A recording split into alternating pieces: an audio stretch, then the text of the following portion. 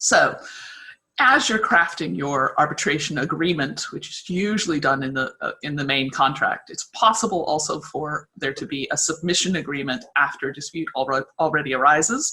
But as you might imagine, once the parties are already in dispute, the chance of agreeing to resolve that dispute through arbitration, or for that matter, agreeing on pretty much anything, is significantly reduced.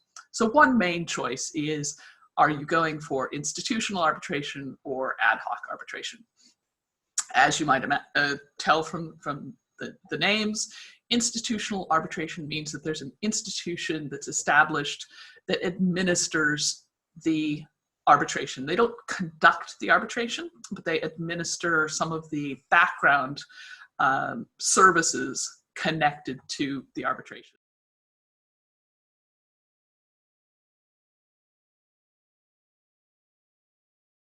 An arbitral tribunal may be asked to make an award that is simply declaratory of the rights of the parties.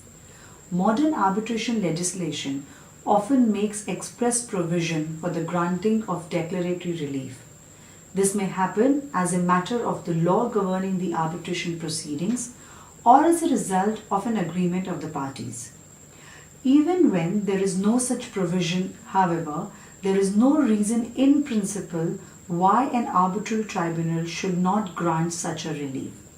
Indeed, declaratory relief has become a common remedy in international arbitration, with requests for contractual damages usually coupled with a request for a declaration that there has been a breach of contract.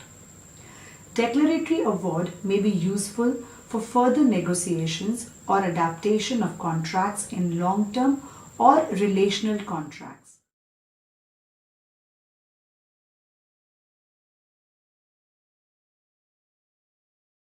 So what procedural order number 1 usually contains? In arbitration, the proceedings must be planned, scheduled, and managed. Unlike the national court proceedings, there is no standard set of detailed applicable procedural rules in arbitration. Also, parties agreed to international arbitration partially to obtain an efficient and sensible procedure that is tailor-made for their particular dispute. So case management to suit the particular dispute is essential for the efficiency, so the parties can plan and make the preparation and submissions.